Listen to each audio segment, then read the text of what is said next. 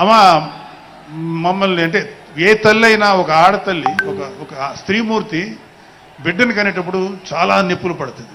అది ఒక పునర్జన్మ అంటారు. అలాంటిది నేను మా అమ్మని అడిగా, నేను పుట్టినప్పుడు ఏమన్నా పెయిన్స్ అనుభవించావమ్మా అని.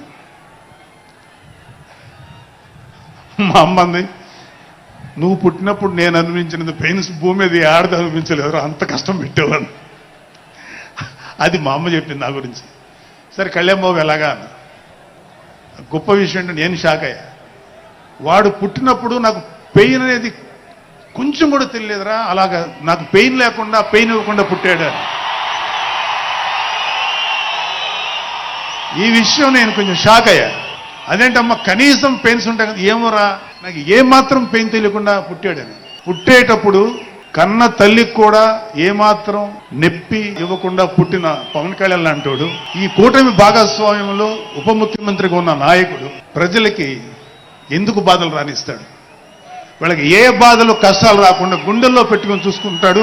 అది మనం కళ్ళారా ఈ రోజు చూస్తున్నాం.